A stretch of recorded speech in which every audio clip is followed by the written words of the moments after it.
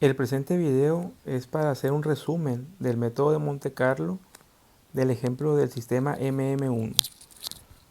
Normalmente cuando uno empieza a hacer una simulación con el método de Monte Carlo hay que identificar las variables aleatorias. En el caso del modelo MM1 existe solamente una sola fila y un solo servidor, por lo que la primera variable aleatoria son las llegadas y la segunda variable aleatoria son los tiempos de servicio.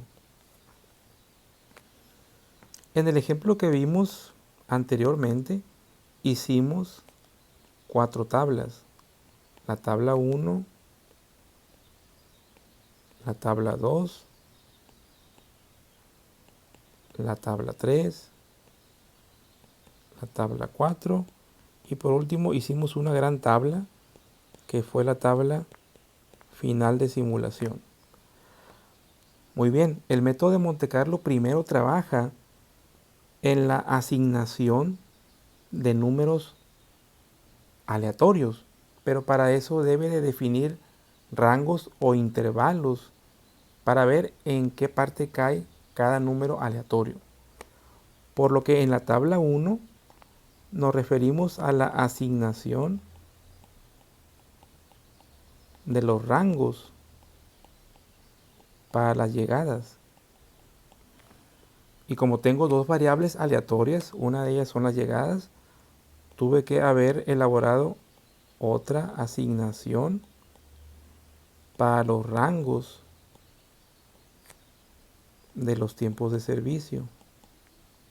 Si hubiera tenido una tercera variable aleatoria, hubiera tenido que ser una tabla 3 que correspondería a la asignación.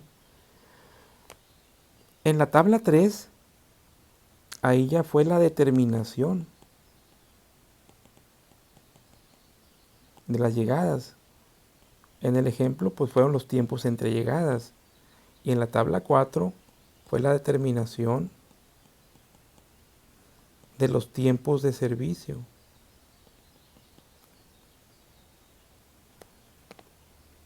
Por lo que la relación es la siguiente. La tabla 1 y 3 es para las llegadas y la tabla 2 y 4 es para los servicios. La tabla 1 alimenta de datos a la tabla 3. Por eso es que cuando ustedes asignaban un número, por ejemplo un 917, tenían que irlo a buscar a un rango en la tabla 1. Lo mismo pasaba con la tabla 2 y la tabla 4. La tabla 2 alimenta a la tabla 4. Por lo que cuando ustedes asignaban, por ejemplo, un 25, tenían que irlo a buscar a un rango en la tabla 2. Finalmente, la tabla 3 y la tabla 4 alimentaban de datos a la tabla 5, que es la tabla de simulación final.